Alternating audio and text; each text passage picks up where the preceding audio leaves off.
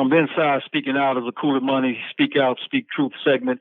It's unique reporting and perspectives from those literally and presently on the inside or who have been on the inside of an issue, place, industry, cultural phenomenon, or movement, among other things, from the prison industrial complex and juvenile justice reform to the Black Lives Matter movement and the increase in activity of white supremacist hate groups to corporate and governmental corruption and more, whether through lived experience or witnessing firsthand.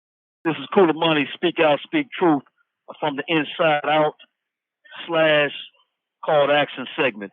This is your host, Mustafa-El Ajala, and also for this particular episode, also the commentator.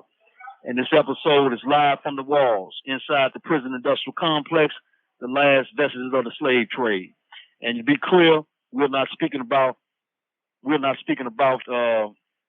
slavery. We're speaking about today's government sanctioned slavery right here in the U.S., as well as unsanctioned slavery that still exists.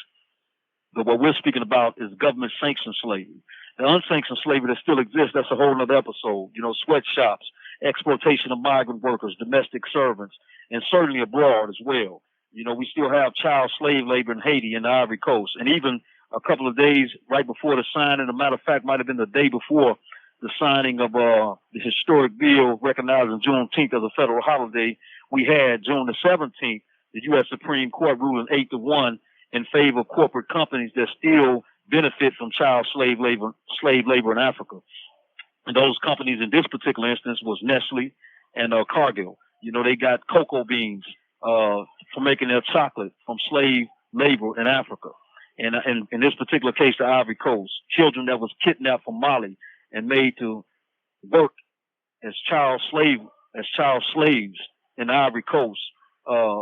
It's known that the connection is there. It wasn't a doubt that is where the labor came from that helped produce the beans that made the chocolate here in the United States.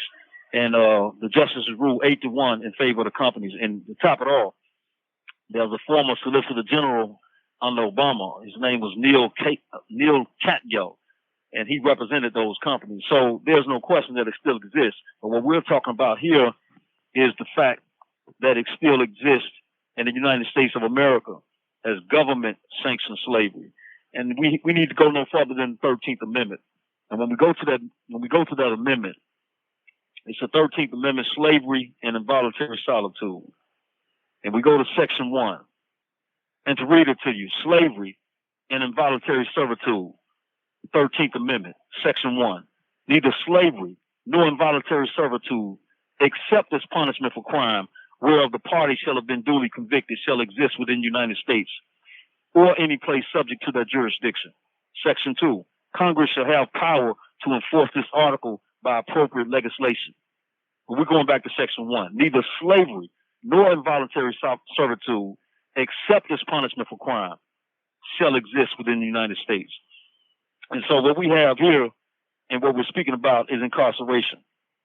And even we have two senators. We have senator and a representative. We have a senator out of Oregon, Jeff Merkley, and a representative out of Georgia, Nikema Williams.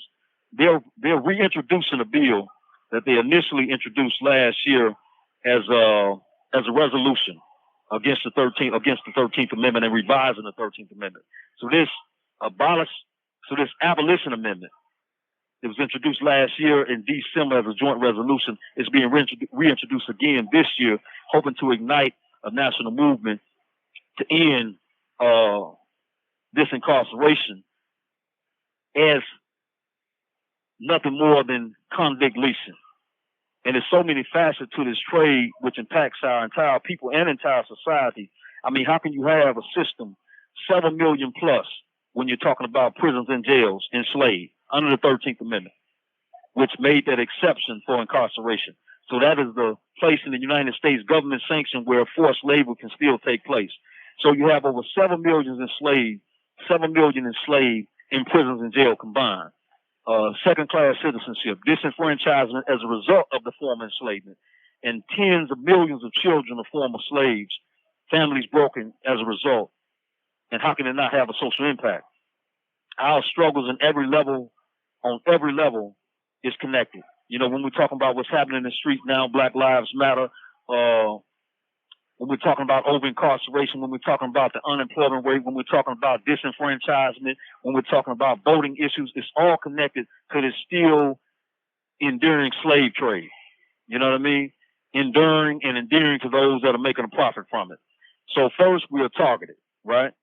Okay, we're targeted, and when you focus, I don't care if you were to focus the police high concentrations in a suburb. If they swarm that community and engage in really apartheid type tactics, then they're going to find crime, they're going to make arrests, and they're going to secure convictions.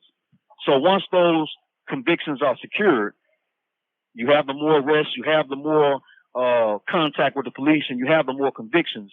Now that area becomes designated a high crime area. So it's targeted because it's a high crime area. And that leads to less representation in every facet of society. I mean, from the family aspect, fathers not being present in their children's lives, and even mothers in some cases, representation on the jury, which even adds to more likeliness of one being convicted, even the innocent being convicted. That was an episode we recorded not long ago, and inshallah it'll be aired soon. It's From Life to Life. You know, the story of Brother Diab, served almost 26 years incarceration for a crime he didn't commit. But that underrepresentation in the jury makes that more likely to happen. Okay? And because many jury systems, and definitely those in Wisconsin, the jury pool is selected from the pool of registered voters, then being disenfranchised also makes you more likely to be convicted if you're a person of color, because you're going to be underrepresented on that jury pool simply because you're not registered to vote. And ain't no question it impacts, you know what I'm saying, the right to vote. So it's almost on every level. And then we also have an interconnection with those that's benefiting from the slave trade. So you have companies like Keefe, Access, JPay, CoreLinks, Securus, IC Solutions, Global Tech, Union Supply, Lock and Load, and other private prison transporting firms, private prisons, you know, that really engage in the shell game. The main one I used to know was CCA, Corrections Corporation of America. The name changed so much it's hard to keep track with it. But the point being, man, is that this prison industrial complex, the last vestiges of the slave trade being incarceration, is impacting us all across the board and impacting society across the board. Just like slavery, not to be compared in terms of the conditions, but like slavery of the past, how can you have a system like that and it not have an impact across the board in terms of society? So, you know, let's talk a little bit about this current slave trade and the struggle that's going on. We have recorded, I think, 1965, the first real resistance, and that was in Stateville Penitentiary in Illinois, where you had some of the Muslim brothers down there, those professing to be Muslims, fighting and resisting and organizing for their right to practice their religious belief, Islam, and also their legal right. You know, their legal right to assert that First Amendment right, which is the right to freedom of expression and free exercise in terms of religion. And right with it, you have retaliation. You know, you have a retaliation to the resistance that's coming from the modern day slave. And you still have that today. And today is solitary confinement, it's locked down, something I spent more than 8.5 years on, fighting against the slave type wages we were getting paid in the Wisconsin Department of Correction at that time, Green Bay prison system. But that wasn't the only thing. It was also, you know, a high suicide rate, nearly twice the national average, because we were living in solitary confinement conditions, which is still the case with most of the maximum security prisons in the state of Wisconsin. And in fact, the UN, something that the United States itself signed on to as a signatory, has declared to be torture, even 14 days of solitary confinement. I spent 8.5 years because of that struggle we engaged in, which included privacy rights, basic human decency. When we're incarcerated, incarceration, punishment for crime is the loss of freedom, not humanity. And those were some of the things we were fighting for. I mean, you have guys that was working and couldn't even, and that's still the case today, because the pays went down, but the prices in terms of items and things we need to sustain in here has went up.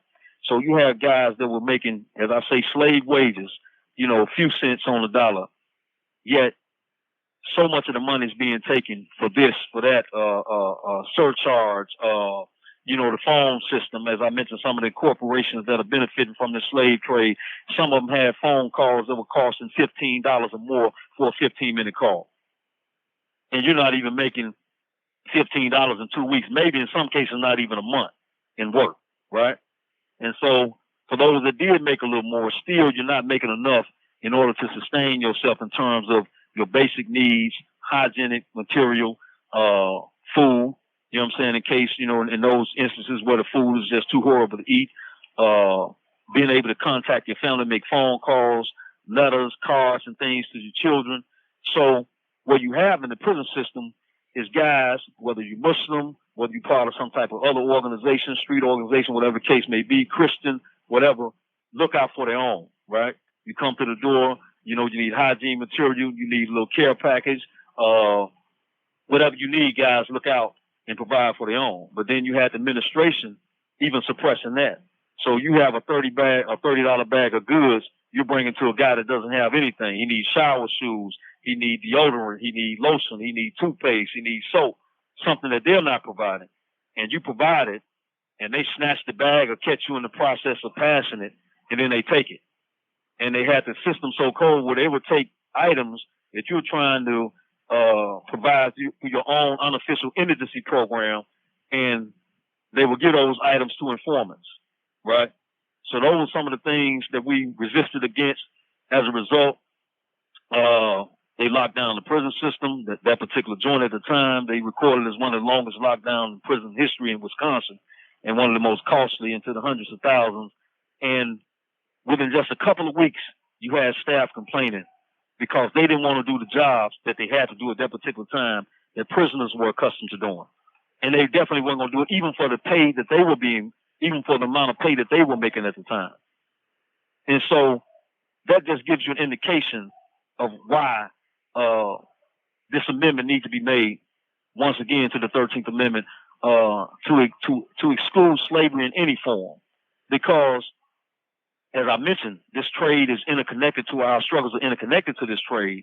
When you have a person that can't even provide for himself in here, he's not going to be equipped, or she for that matter, to come out and provide and to provide in society for themselves or their children.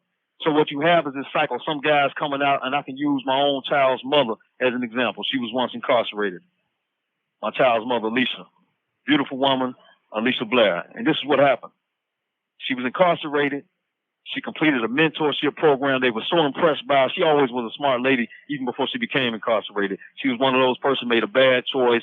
I think it had something to do with some friends she was with, cashed some checks in their parents' names. She was with some white girls. They were her friends. That ain't an issue. But when the chips fell, she took the fall. So she was really a smart person. Never been involved in crime before that. So she took this mentorship program. They were so impressed by her that they told her she had a job coming out. So she makes it out to society, making close to $30 an hour.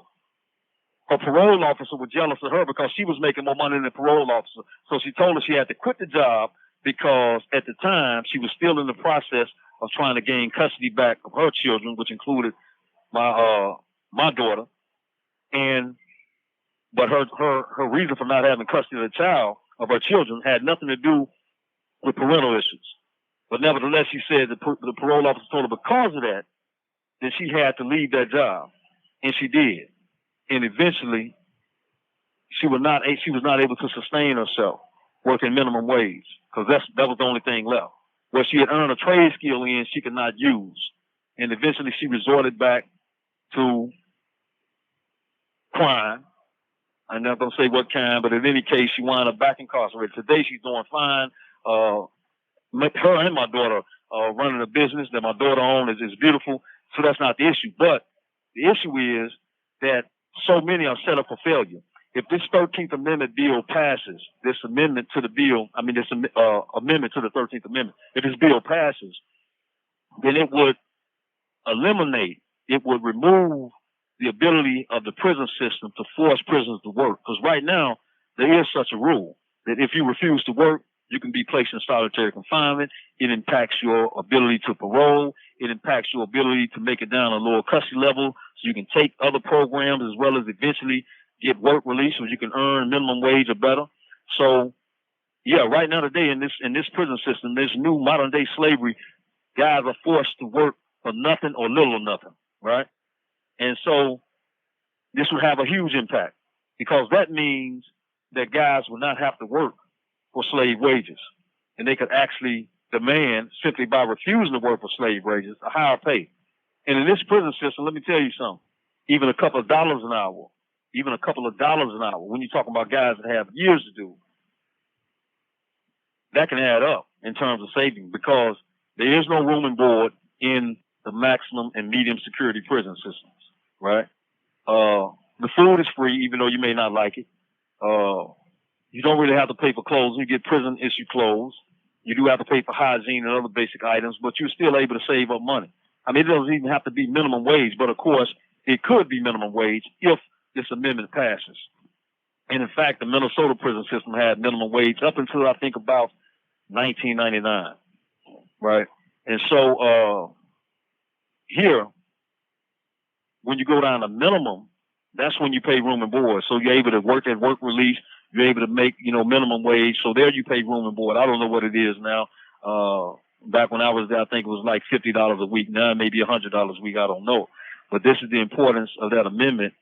And so, as I said, this is from the Inside Speaking Out segment and also a call to action segment. From the Inside Speaking Out, I can tell you from being on the inside of this struggle how we've had to fight and how, as a result of that fight, I'm still incarcerated now. I just recently seen the parole board last month, and I met every criteria for release. Program needs met. Institution adjustment fine. No major write-up since 2014. Have you served enough time for prison? Yes. This is the official statement. I have served enough time for prison. Enough time in prison for my crime. Adequate parole plan? Yes, if checked out by the agent. That's not an issue. But still, they denied parole for several more months because they want to see me at a lower custody level, something I have no control over, having not had a major issue since 2014. But this is still part of their retaliation, right? Because I've served so many years in solitary confinement, not for an offense, but either for standing up for something just, including my litigation efforts, or simply refusing to implicate others in whatever was going on at the time. That was my last time in solitary confinement. And that was like a year, I think almost a year and a half. Lawsuit is pending regarding that right now. But the point is that this resistance still continues and the retaliation still continues. And I'd like to give a shout out right now before I get into some of the resource information and calling the people out there that's listening to action, some of those other resistors that I know within this system, and also one of the other systems I was in at the time last year, Virginia DOC, Wisconsin sent me there. So I'd like to send a shout out and celebrate the resistance and fighting legitimately, legally, for, legal rights as well as spiritual freedom and being able to practice religion. In this case, myself being able to practice Islam. You have the brother Hannibal, that's Leon Irby, one of the brothers that taught me the law. You have the brother Albert Price, O.B. Macmillan, Saeed Madyon, Damali, Smooth, Tony Walker, Matlock, Talib Akbar, Mark Evans, and then in the Virginia system, Hassan Shabazz, Brother Muhammad, Mr. Couch, Johnny Nelson, AWOL. I mean, these are guys that are fighting, teaching other brothers the law, and trying to mentor and get guys ready for society. And as a result, they suffer some of the worst abuse in the prison system.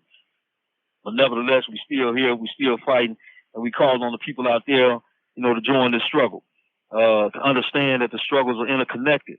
With Black Lives Matter, with decarceration efforts all throughout the country, and also to let the public know that today we still have an exception to the 13th Amendment, which is incarceration. But if you really read the amendment, that's not really what it's saying. Except it says except as punishment for crime.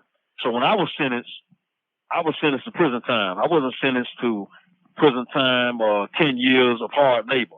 And you actually still have some courts that will make that statement. You probably find it more in some of the southern states, but nevertheless, you'll still see some courts that make their statement when they're issuing sentences. When they're issuing sentences, you know, they'll tell the guy you're sentenced to 15 years of labor in the state penitentiary or 15 years of hard labor. So that's actually a sentence of slavery. But when you have a sentence that simply says, you know, 5 years incarceration, that's not, according to the amendment, punishment for a crime. I mean, it's punishment for a crime, but it's not a punishment of slavery for a crime. So there's an argument to be made there that, hey, even guys that are incarcerated, duly convicted, still can't be forced to work because they wasn't sentenced to labor. They were simply sentenced to incarceration. But that's a whole other story, a whole other episode. But look, for those out there listening that have some family incarcerated or that want to support some of the foundations and movements that are out there helping to fight this struggle or helping guys get better prepared for when they come back out into society, I'm going to give out some information right now. You can check it out. You can support it. You can refer some of your friends or family members to it. Give it to somebody that needs help, but definitely support it. First and foremost, there's one, and this is called the Prisoners' Legal Rights and Social Justice Fund. And this is something that was actually started in Wisconsin. There's a GoFundMe page for that. That's www.gofundme/F/prisoner-legal-right-social-social-justice-fund. And it's being sponsored by FFUP, Forum for Understanding Prisoners. And that's Peg Swan. And the address to FFUP is 29631 File Rose Drive, Blue River, Wisconsin, 53518.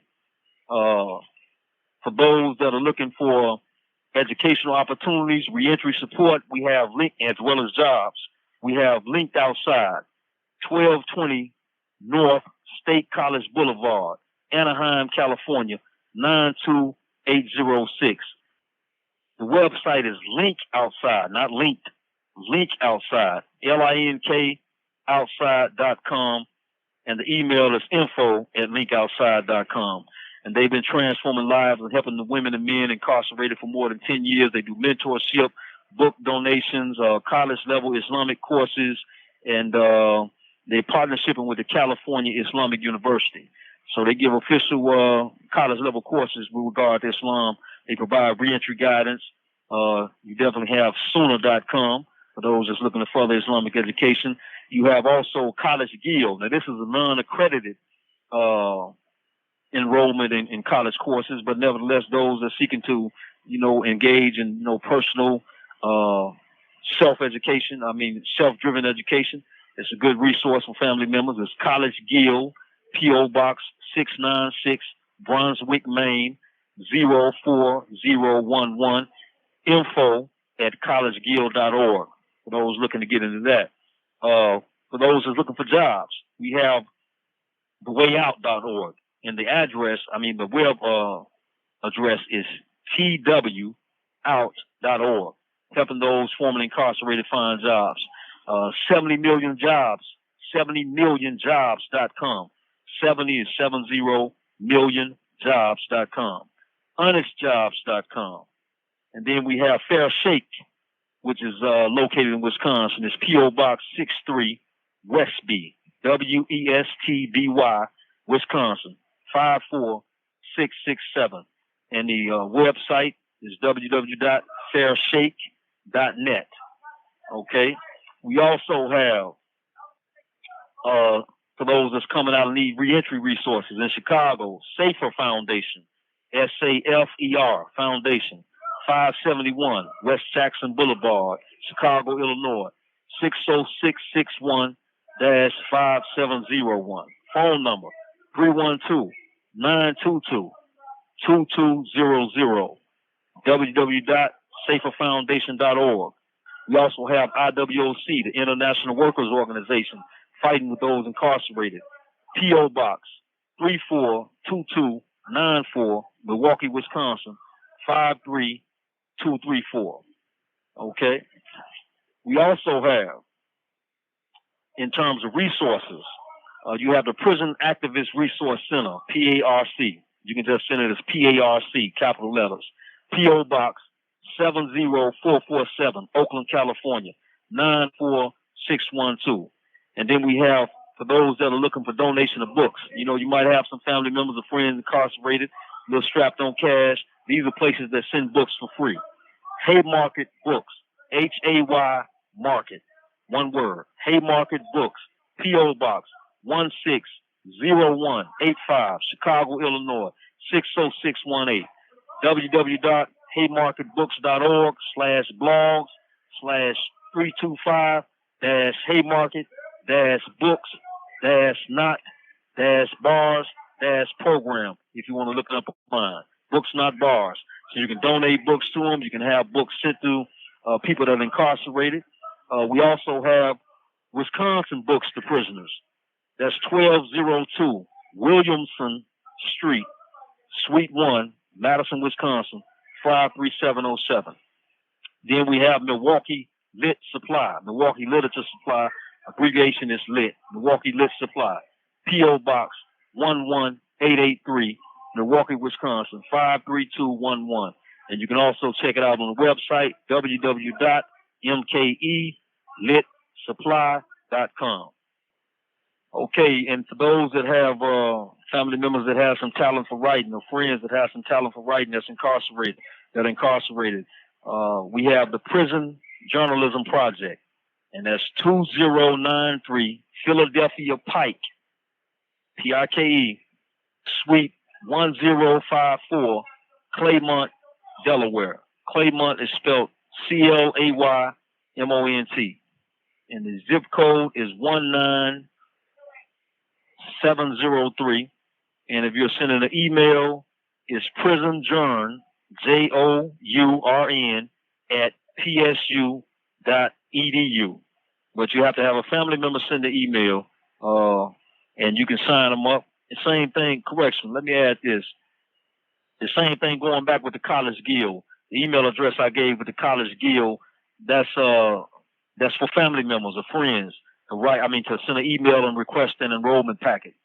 Now, of course, if you're incarcerated, you can write directly. Same thing with this last one, if I'm correct, the Prison Journalism Project. And one last one I actually skipped over. You have the Tabor Foundation, and that's an Islamic foundation engaging in college-level type Islamic courses as well, but other things. It also has a Tabor Legal Initiative, which are providing some legal services, minimal legal services for those that are incarcerated, books, so you can engage in self-education in terms of the legal system, pairing you up with other litigators that are incarcerated, and providing basic resource material for legal education. But inshallah, if God willing, it'll build, and it may even get to the point where there are actually lawyers on board. But right now, it's the Tabor Foundation in general, which is for Islamic education, and then you have the Tabor Legal Initiative,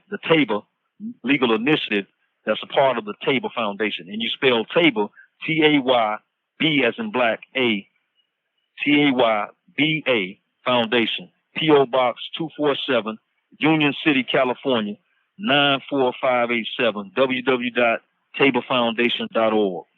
And I like to close with a quote from one of the formerly incarcerated freedom fighters that died in the prison system, fighting for the liberation of Black African American people in America, George Jackson, in his book, Cages of Steel. This is his quote. A good deal of this has to do with our ability to communicate to the people on the street. The nature of the function of the prison within the police state has to be continuously explained, elucidated to the people on the street, because we can't fight alone in here. Oh yeah, we can fight, but if we're isolated, if the state is successful in accomplishing that, the results are usually not constructive in terms of proving our point. We fight and we die, but that's not the point, although it may be admirable from some sort of purely moral point of view. The point is, however, in the face of what we confront, to fight and win. That's the real objective, not just to make statements, no matter how noble, but to destroy that system that oppresses us. And this day and age, end quote. But to destroy that system that oppresses us, end quote. Comrade George, Cages of Steel, page 179. And this day and age, that system is the last vestiges of slavery. The prison industrial complex that continues to engage in forced labor prisoners. And that is what we in. This has been Kulamani.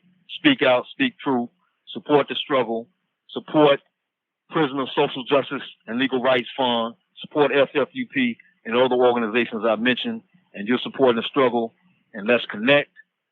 Let's recognize that the struggle is interconnected. Reach out right here to Kulamani, and we can take it from there. Peace.